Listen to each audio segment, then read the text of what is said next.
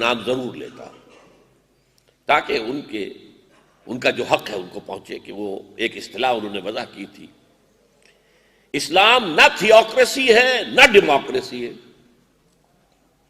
Democracy کی بنیاد کیا ہے؟ سوورنٹی آف دی پیپل، جو چاہے قانون بنائے، لوگوں کے نمائندے جو چاہے قانون بنائے، دو مردوں کی شادی رجسٹر کریں، یہ حق ہے اور ہو رہی ہے۔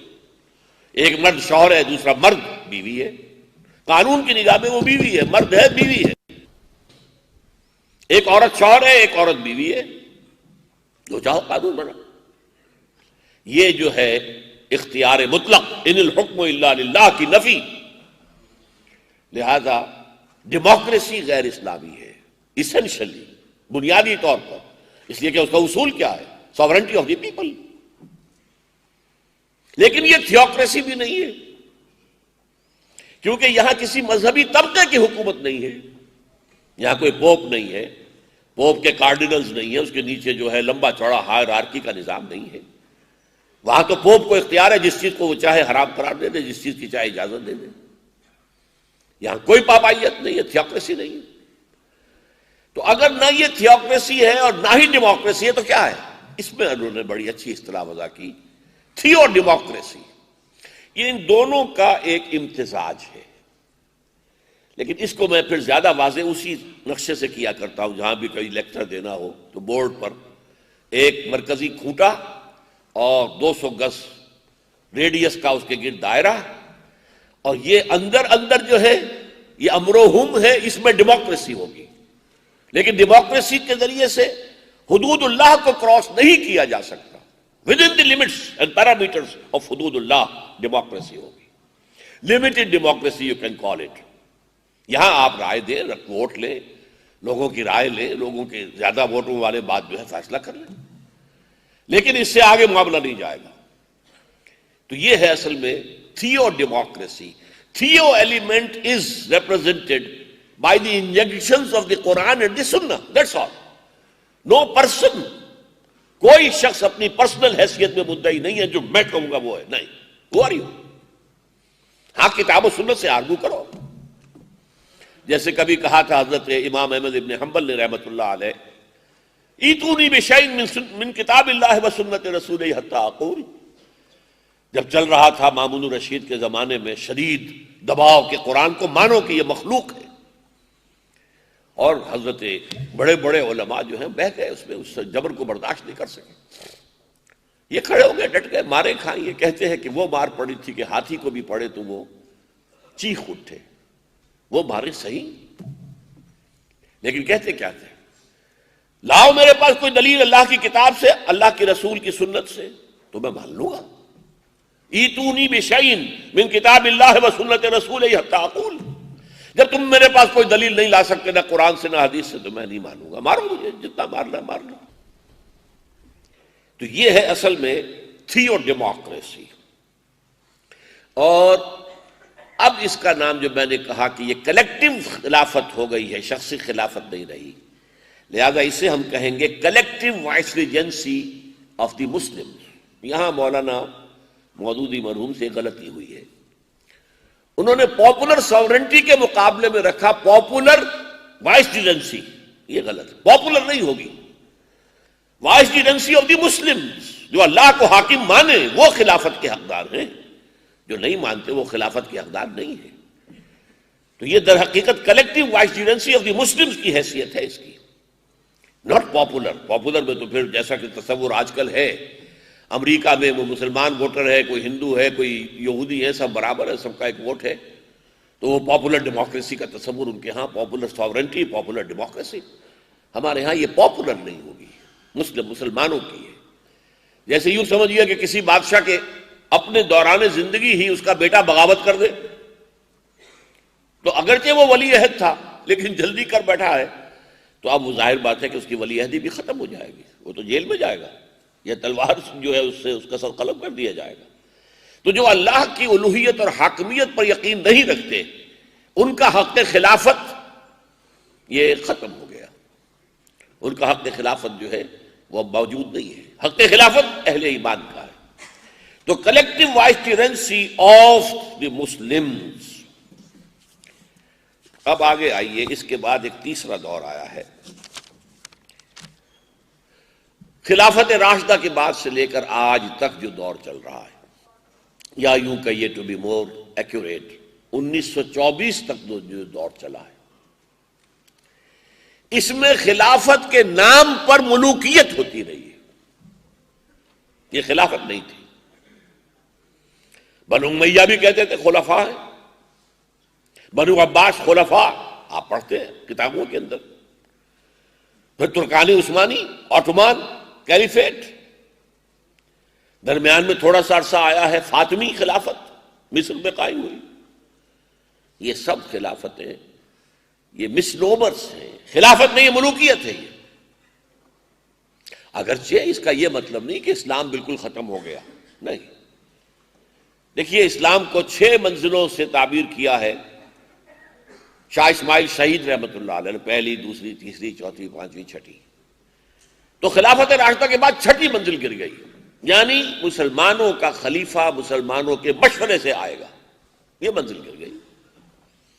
باقی اللہ کا حکم چل رہا تھا، عدالتیں تھیں، مفتی تھے، ایکسپرٹ اوپینین دینے والے مفتی حضرات موجود تھے، قاضی تھے، عدالتوں کے اندر قرآن اور حدیث کے مطابق ہی فیصلے ہوتے تھے.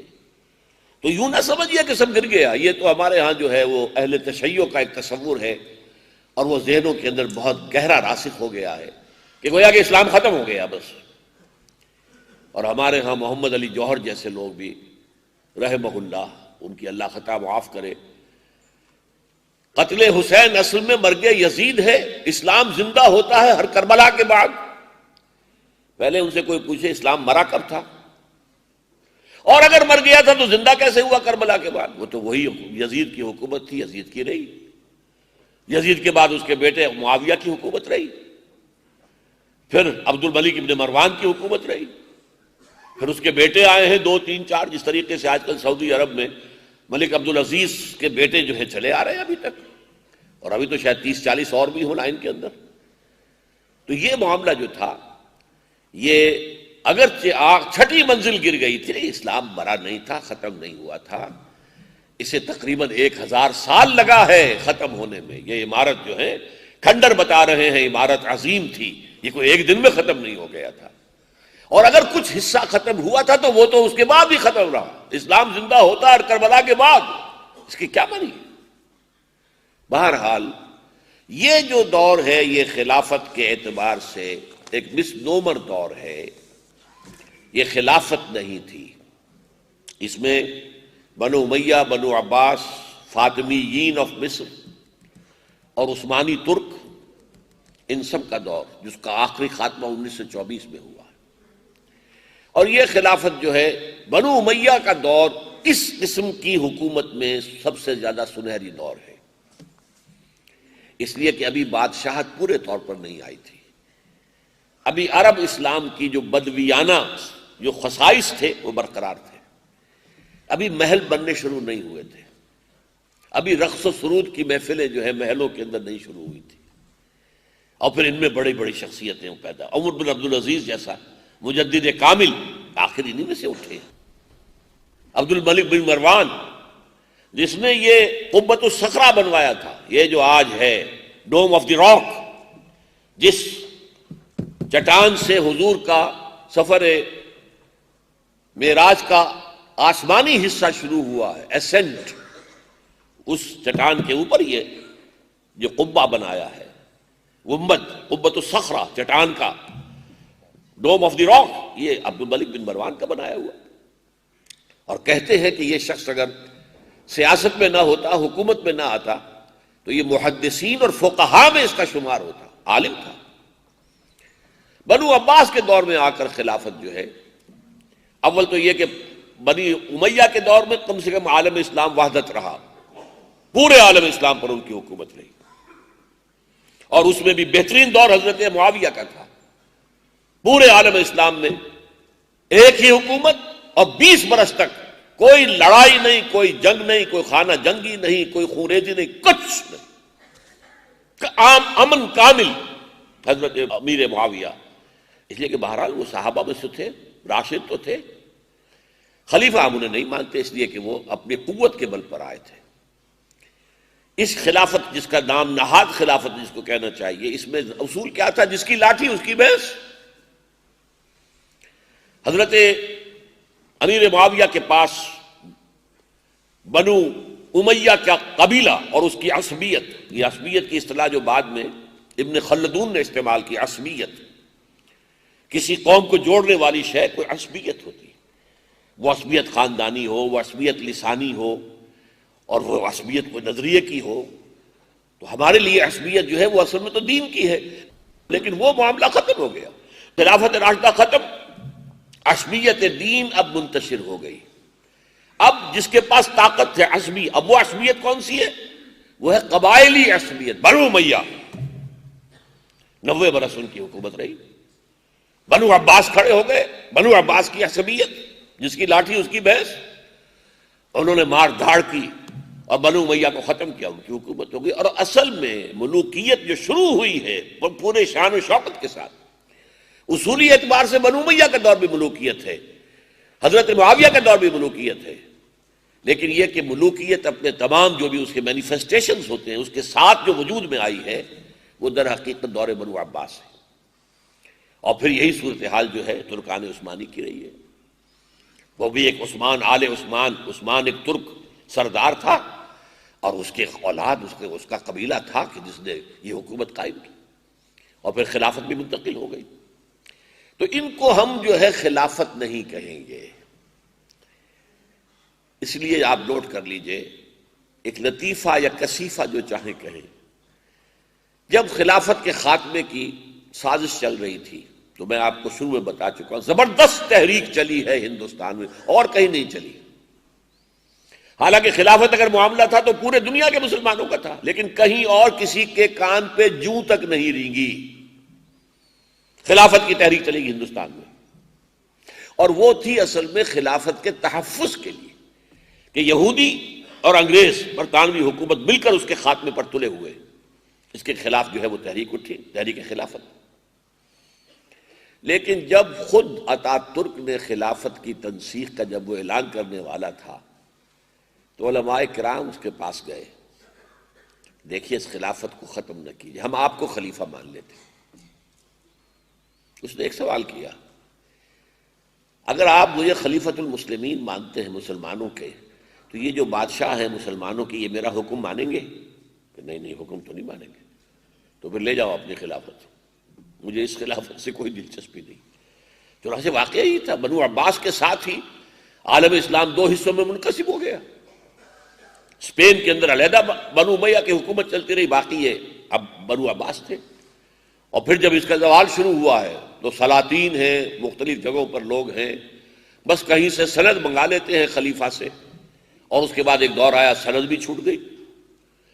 اس کے بعد جب جو تاتاری ہنگامے کے بعد جب ایک ذرا مسلمانوں کے اندر دوبارہ ایک نشت ثانیہ ہوئی ہے مسلمانوں کی، اسلام کی نہیں، تو اس کے بعد کیا ہوا؟ ترکان تیموری ہندوستان میں سلطنت ہے، ترکان صفوی ایران میں ہے، ترکان سلجوقی مڈل ایسٹ میں ہے، ترکان عثمانی انہوں نے زبردست آٹومان امپائر قائم کی جو رومن امپائر کی طرح تھی، جس کی 3 ٹانگیں تھیں، اور whole of the North Africa, whole of the West Asia and whole of the East Europe, یہ 3 سلطنت عثمانیہ جو ہے یہ 3 بر اعظموں پر پھیلی ہوئی تھی۔ لیکن نوٹ کر لیجئے کہ یہ در حقیقت خلافت نہیں تھی، ملوکیت تھی، جس کے لیے دلیل جو میں نے حدیث آپ کو سنائی ہے۔ حضور فرماتے ہیں صلی اللہ علیہ وسلم، تکون النبوۃ فیکم ما شاء اللہ ان تکون، 5 دور آپ نے گنوائے ہیں اپنی زندگی سے لے کر اور قیامت تک کے۔ اے مسلمانوں، تمہارے مابین خلافت برقرار رہے گی جب تک اللہ چاہے گا، پھر جب اللہ چاہے گا اسے اٹھا لے گا، یعنی میرا انتقال ہو جائے گا۔ خلافت نہیں، نبوت، تکون النبوۃ فیکم، نبوت موجود رہے گی تمہارے مابین جب تک اللہ چاہے گا، پھر جب اللہ چاہے گا اسے اٹھا لے گا، یعنی میرا انتقال ہو جائے گا۔ ثم تکون خلافتا علی منہاج النبوہ، پھر ایک دور آئے گا خلافت علی منہاج النبوہ کا، نبوت کے نقش قدم پر خلافت، ایگزیکٹ وہی نظام جو میں نے قائم کیا ہے وہی قائم رہے گا اس خلافت کے دوران. فتکون ما شاء اللہ وان تکون، وہ بھی رہے گا جب تک اللہ چاہے گا. ثم یرفع اللہ اذا شاء یرفع، پھر جب چاہے گا اللہ اسے بھی اٹھا لے گا. ثم تکون ملکا عاضا، پھر کاٹ کھانے والی ملوکیت کا دور آئے گا. خلافت کا لفظ نہیں، وہ کاٹ کھانے والی ملوکیت جس میں حادثہ کربلا ہوا ہے، سانحہ کربلا ہوا ہے، واقعہ ہررا ہوا ہے. 3 دن کے لیے نبی کے شہر مدینۃ النبی کو مباح کر دیا گیا فوجیوں پر، جو چاہو لوٹو، جس کو چاہو ریپ کرو، جو چاہو کرو. مدینۃ النبی 3 دن رات.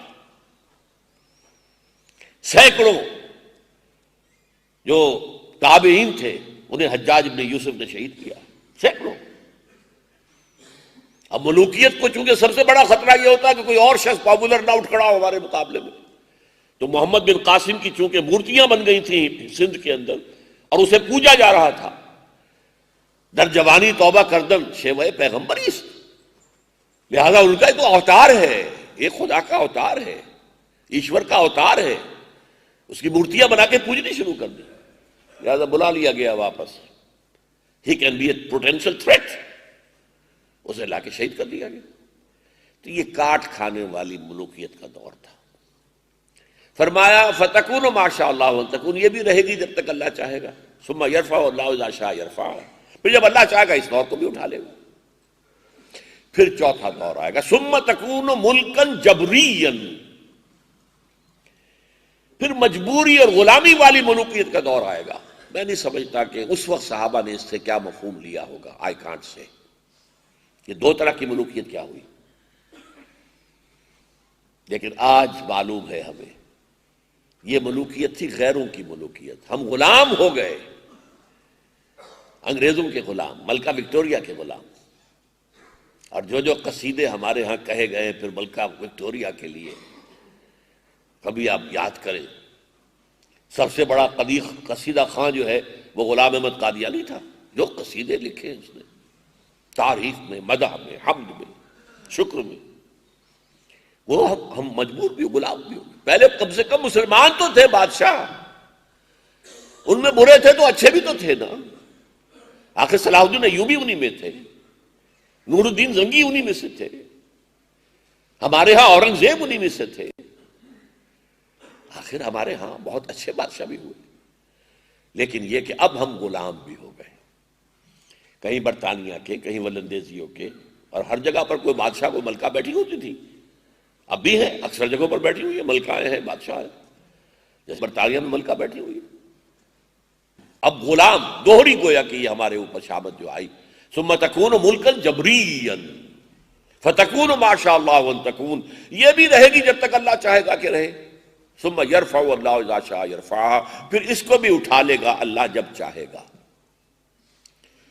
اب 5واں دور ہے ثم تکون خلافۃ علی منہاج النبوہ، پھر ایک دور آئے گا خلافت علی منہاج النبوہ کا. اب نوٹ کیا آپ نے، حضور کے بعد پہلا دور خلافت علی منہاج النبوہ، جسے ہم خلافت راشدہ بھی کہتے ہیں، اور دوسرا دور آئے گا ثم سکت النبی صلی اللہ علیہ وسلم. اس کے بعد حضور نے خاموشی اختیار کی. اس کے بعد قیامت ہے، قیامت کے قریب جا کر یہ خلافت جو ہے قائم ہوگی. اس کے بارے میں میرا تیسرا لیکچر ہے جو تفصیل سے میں بات کروں گا. اس وقت صرف اس حدیث میں بتانا تھا کہ خلافت، 2 خلافتوں کے درمیان 2 ملوکیتیں ہیں. پہلی خلافت علی منہاج النبوہ، خلافت راشدہ جو دور نبوت کا ضمیمہ تھی. دوسری خلافت علی منہاج النبوہ جو ابھی آئے گی، قیامت سے قبل آئے گی، اور اس کا گویا کہ حضور کی طرف سے ہمیں اس کی خوشخبری مل گئی ہے. تو یہ جو خلافت تھی، جو میں نے کہا آپ کو درمیانی خلافت، یہ خلافت جو ہے خلافت نہیں تھی، نام نہاد خلافت تھی. ہاں ایک نشان تھا ہماری شان و شوکت کا، ہمارے ماضی کا، ہماری ایک ملی سمجھیے کہ ایک سمبل تھا، نشانی، علامت کے طور پر کہ وحدت ملی کا ایک نشان ہے، خلیفہ ہے. اور اسی وجہ سے ایک صاحب نے ایک مرتبہ یہ واقعہ سنایا تھا، میں نے پڑھا کہیں نہیں ہے لیکن ایک معتبر عالم دین نے سنایا تھا کہ جب حضرت شیخ الہند قید میں تھے، اسیر تھے مالٹا میں، تو وہ جو کمانڈانٹ تھا اس کیمپ کا جہاں پہ وہ نظر بند تھے. اس نے دیکھا بہت درویش